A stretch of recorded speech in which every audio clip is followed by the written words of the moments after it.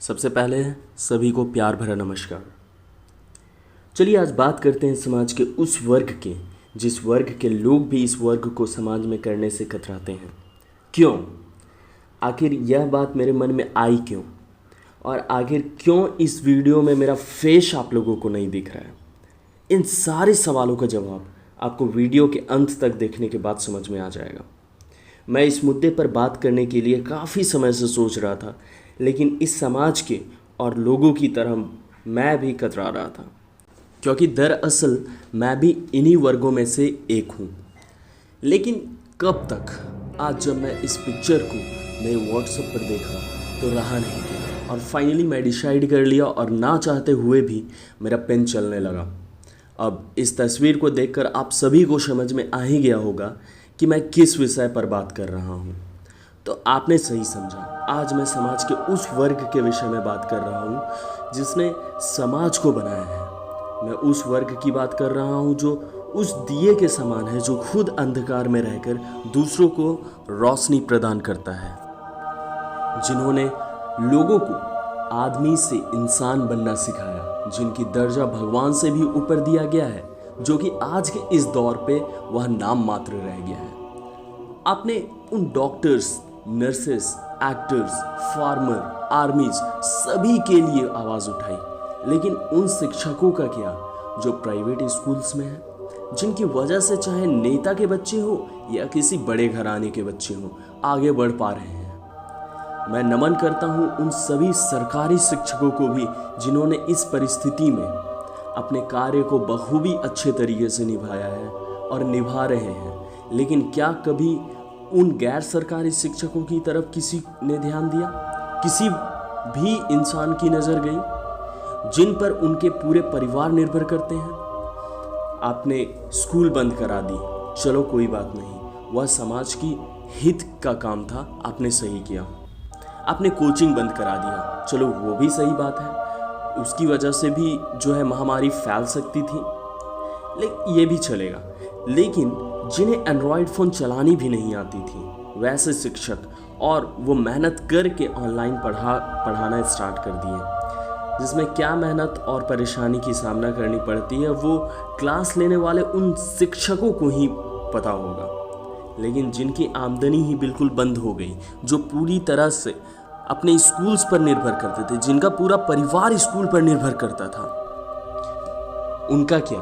कभी आपने उनके बारे में सोचा? उनके परिवार के बारे में सोचा? परिवार की भविष्य की चिंता में वे शिक्षक मानसिक तनाव, जिस वजह से स्वास्थ्य पर प्रभाव यहाँ तक कि होना ही है, मानसिक तनाव की वजह से स्वास्थ्य पर प्रभाव पड़ना ही है, और ये बखूबी हो रहा है। आज बहुत सारे ऐसे केसेस आपको देखने को मिल जाएंगे कि एक गैर सरकारी शिक्षक अपनी पूरी मेहनत और लगन के साथ भी उतना आमदनी नहीं कर पा रहा है, जुटा नहीं पा रहा है, जिस वजह से वह मानसिक तनाव में है। और उस मानसिक तनाव के कारण आप खुद ही सोचिए वह अपनी जो सोसाइटी में उसका जो अपना रोल है वो कैसे निभा पाएगा। कहा गया है ना कि अकेला चला भार नहीं फोड़ सकता, बिल्कुल उसी तरह भाइयों, दोस्तों, सारे शिक्षकगण और मेरे प्यारे बच्चों, आप सभी से निवेदन है, सिर्फ मेरे कहने से कुछ नहीं हो सकता, इसलिए मेरे साथ इस वीडियो को हर ऑनलाइन प्लेटफॉर्म के जरिए इतना शेयर कीजिए कि यह एक आवाज़ लाखों में बदल जाए और वो लाखों आवाज़ करोड़ों में बदल जाए, ताकि कोई भी इस वर्ग के लिए सोनू सूद बन सके। जी हाँ, मैं नमन करता हूँ सोनू सूद जी को भी, जिन्होंने एक वर्ग के लोगों को बहुत ही अच्छे तरीके से देखा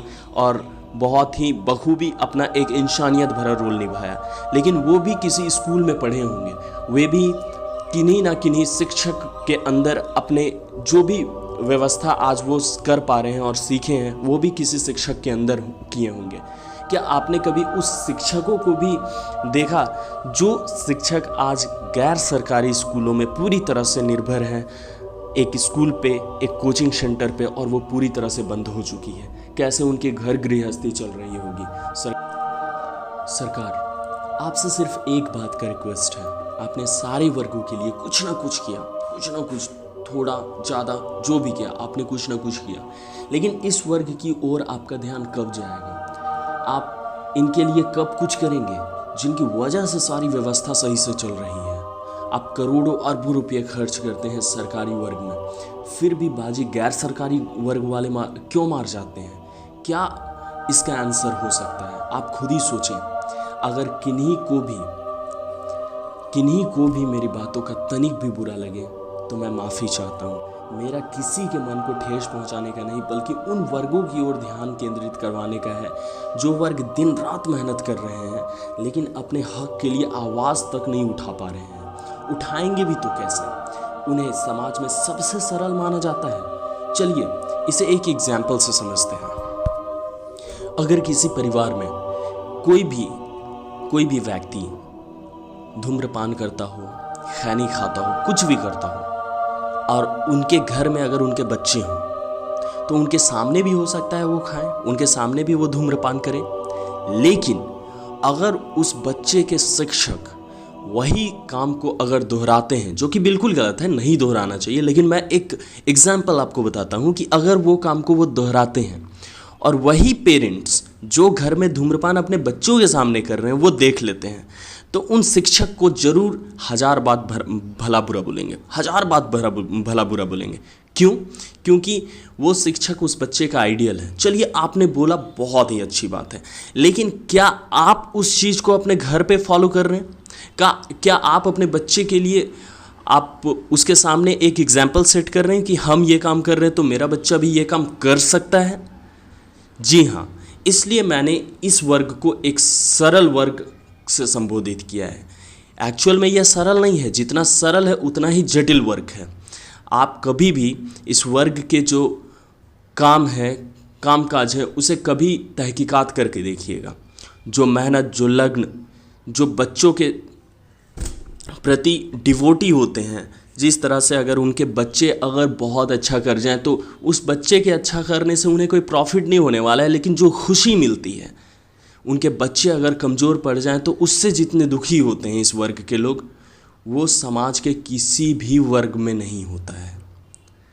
यह बात मैं आपको 100% बोल सकता हूँ। अगर आप एक शिक्षक हैं तो आप इस बात को भली भांति आप समझ सकते हो।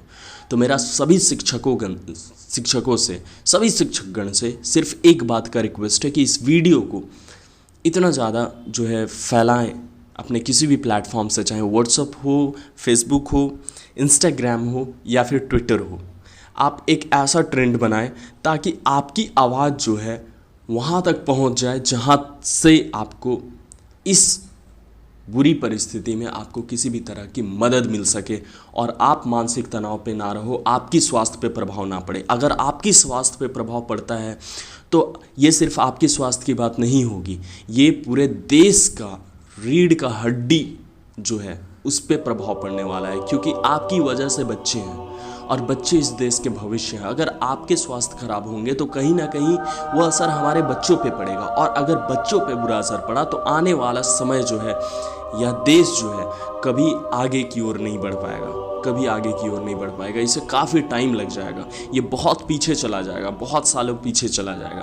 तो इसे बनाए रखने के लिए मेरा सिर्फ एक अनुरोध है सरकार से, एक रिक्वेस्ट है, हाथ जोड़ करके रिक्वेस्ट है कि प्लीज़ इस वर्ग के ऊपर भी आप ध्यान दीजिए।